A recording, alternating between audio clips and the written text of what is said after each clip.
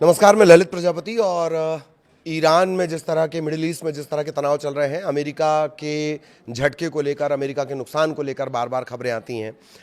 एक और नई रिपोर्ट आई है, उसके बारे में हम बात करेंगे। रनवे, रडार, एयरक्राफ्ट हैंगर, अरबों का नुकसान अमेरिका को हुआ है। मैं सिस्टम पे तो आया ही नहीं हूँ, ये इंफ्रास्ट्रक्चर की हम बात कर रहे हैं।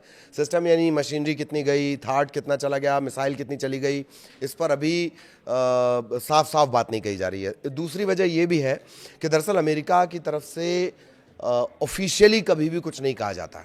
बहुत रेयरली ऐसा हुआ, जैसे F-35 जो लड़ाकू विमान है अत्याधुनिक, जब वो उसे नुकसान पहुंचा था तब एक बार की ट्रंप ने ज़रूर कह दिया था। लेकिन आमतौर पर जो सेंटकॉम है उनकी तरफ से कोई ऑफिशियल बयान नहीं आता है। बस वो यही कहते हैं कि हाँ, आपस में भिड़ गए, आपस में लड़के नुकसान हुआ है, इस तरह की बातें। लेकिन अब एक रिपोर्ट आई है, दावा किया गया, एक बड़ी रिपोर्ट आई है, इसमें दावा किया गया कि खाड़ी इलाके में जो अमेरिकी सैन्य ठिकाने हैं उन्हें जो ईरानी हमलों में नुकसान है वो बताए गए से कहीं ज़्यादा है, या दावा किए गए से कहीं ज़्यादा है। इसे लेकर कई बार रिपोर्ट्स आ चुकी हैं।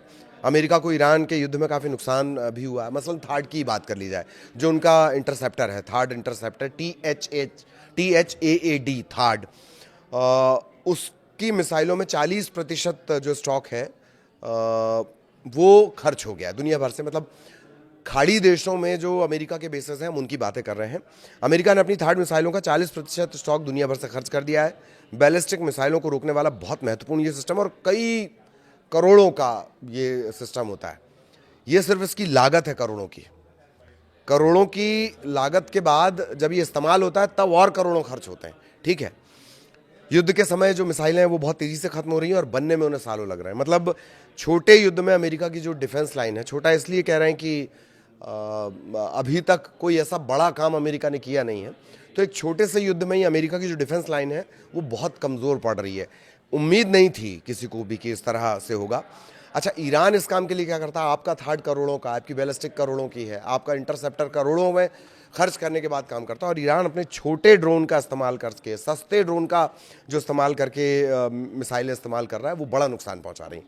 ठीक, NBC न्यूज़ है, उसकी रिपोर्ट दावा कर रही है कि 28 फरवरी से शुरू हुए अमेरिका और इजरायली जो सैन्य अभियान है, उसके बाद जब ईरान ने कई जवाबी हमले किए तो 7 देशों में मौजूद अमेरिकी ठिकानों को निशाना बनाया गया। कितने नुकसान की बात आ रही है, अब वो पॉइंट में आपको पढ़ के बता देता हूँ। गोदाम, command centre, aircraft hanger, satellite संचार प्रणाली, ये बहुत बड़ा नुकसान है। ये तमाम नुकसान हुए हैं, अमेरिका को प्रभावित हुई हैं ये सुविधाएं। रनवे, रडार सिस्टम, कुछ सैन्य विमान जिनका बार बार जिक्र आया है, सैन्य विमान भी नष्ट कर दिए हैं। ये सभी सैन्य गतिविधि, निगरानी, इन सब के लिए बड़े महत्वपूर्ण माने जाते थे। अब रनवे ही आपके पास बचा नहीं तो उड़ान कैसे भरेंगे, कहाँ से टेक ऑफ और लैंडिंग होगी?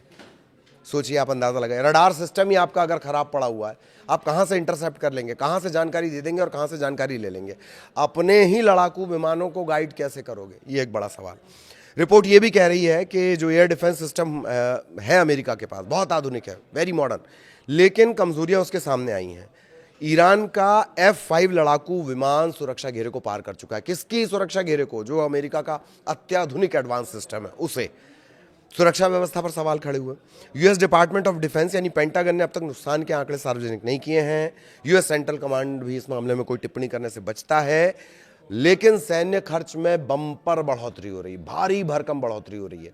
एक बजट की बात आई है, पेंटागन इस संघर्ष से जुड़े खर्च के लिए अब $200 अरब से ज़्यादा की एक्स्ट्रा फंडिंग मांग रहा है। ये वो बजट से अलग है जो बीच में बजट पेश किया गया है, रक्षा बजट, जिसमें कई गुना बढ़ा दिया गया है। वो पिछले बार का था, वो युद्ध शुरू होने से पहले ही उसकी डिमांड कर दी गई थी। अब पेंटागन ये कह रहा है कि $200 अरब से ज़्यादा चाहिए हमको, युद्ध के लिए हमको $200 अरब से ज़्यादा चाहिए। और युद्ध के पहले हफ्ते में ही जो अमेरिका है वो करीब करीब $11 अरब खर्च कर चुका था। युद्ध का पहला हफ्ता 28 फरवरी से शुरू होता है ये, ठीक है, और उसके बाद मार्च के आप 5-7 दिन और गिन लीजिए, 11 अरब। और ये भी वो आंकड़ा है जो एक एनालिसिस लगाया जा रहा है, क्लियर नहीं है अभी कुछ भी, क्योंकि साफ जानकारी अमेरिका की तरफ से नहीं आती। ना पेंटागन कुछ बोलता है, जो उनका डिफेंस डिपार्टमेंट है, ना सेंटकॉम कोई जानकारी देते हैं। सेंटकॉम जो इन पूरे इलाकों में सिक्योरिटी की सबसे बड़ी जिम्मेदार संस्था है, ठीक, सेंट्रल कमांड। इन सब के बीच घरेलू मोर्चे पर भी डोनाल्ड ट्रंप घिर गए हैं। रिपब्लिकन सांसद कुछ उनसे बेहद नाराज हैं। संसदीय सहयोगी ने कहा कि कई हफ्तों से जानकारी मांगी जा रही है, मतलब ट्रंप से जानकारी वहां पे भी मांगी जा रही है, लेकिन साफ जवाब ही नहीं देते। पूरी तस्वीर साफ नहीं हो रही है। पेंटागन रिकॉर्ड बजट की मांग कर रहा है, ये जानकारी और ज़रूरी हो जाती है। रिपोर्ट के मुताबिक जो क्षतिग्रस्त ठिकाने हैं, रडार सिस्टम है, एडवांस सिस्टम है, थर्ड को जो नुकसान पहुंचा है या रनवे को जो नुकसान पहुंचा है, इंफ्रास्ट्रक्चर वाले, उसमें अरबों डॉलर खर्च होने का अनुमान है। वॉशिंगटन में बहस फिर तेज़ हो सकती है कि ईरान जैसे विरोधी देश के करीब अमेरिकी सैन्य ठिकाने रखना कितना सुरक्षित है। यही तो ईरान की डिमांड थी कि आप अपने ये जो अगल बगल आपने ढेर सारे मुझे घेरने के चक्कर में इतने सारे बेस बना रखे हैं। अब ये सवाल अंदर से उठ सकता है। कहाँ अंदर से, मतलब कहाँ? ये अमेरिका से उठ सकता है। अमेरिका के अंदर ही ट्रंप से पूछा जा सकता है। रिपब्लिकन नाराज है, डेमोक्रेट रिपब्लिकन दोनों पार्टी के सांसद उनसे नाराज चल रहे हैं। जवाब देने की आदत नहीं है, क्योंकि राष्ट्रपति ट्रंप ने इससे पहले 1.5 ट्रिलियन डॉलर के रक्षा बजट की मांग की थी, जो पिछले साल के मुकाबले 50% ज्यादा है। पिछले साल के मुकाबले ये 50% ज्यादा है। तो एक तरफ ये डिमांड की जा रही है और दूसरी तरफ जो खर्च है, 200 अरब डॉलर पेंटागन क्यों मांग रहा है? 200 अरब डॉलर पेंटागन सिर्फ इस वजह से मांग रहा है कि उसे और ज़्यादा ज़रूरत है, युद्ध में और ज़्यादा ज़रूरत है। रडार सिस्टम खराब हुए हैं, इंफ्रास्ट्रक्चर जो खराब हुआ है। थार्ड और थार्ड की मिसाइलें तो बहुत बात की चीज़ है। इंफ्रास्ट्रक्चर, अगर बेसिक इंफ्रास्ट्रक्चर ही नहीं होगा, रडार सिस्टम नहीं होगा, रनवे नहीं होंगे, इमारतें नहीं होंगी, सेंसर प्रणाली नहीं होगी, तो बाकी का काम किया कैसे जाएगा? तो ये तमाम अपडेट इस वक्त लगातार आ रहे हैं। अब मिडिल ईस्ट के एक फटाफट अपडेट देख लेते हैं कि क्या इस वक्त के अपडेट हैं जो ओवरऑल मिडिल ईस्ट की बात कर ली जाएगी। उन पे एक सरसरी निगाह डाल लेते हैं कि क्या दरअसल इस वक्त मिडिल ईस्ट में चल रहा है। और ईरान का ताज़ा अपडेट तो यही आ रहा है कि अमेरिका की अत्यधिक मांगों के चलते वार्ता विफल रही। किसने कहा ये बात? ये बात कह रहे हैं अब्बास अराक्ची। अमेरिका ज़रूरत से ज़्यादा डिमांड कर रहा है, इस वजह से बातचीत फेल हुई है। ब्रेकिंग्स में आपको बता रहा हूँ, अब्बास अराक्ची का ये बयान है।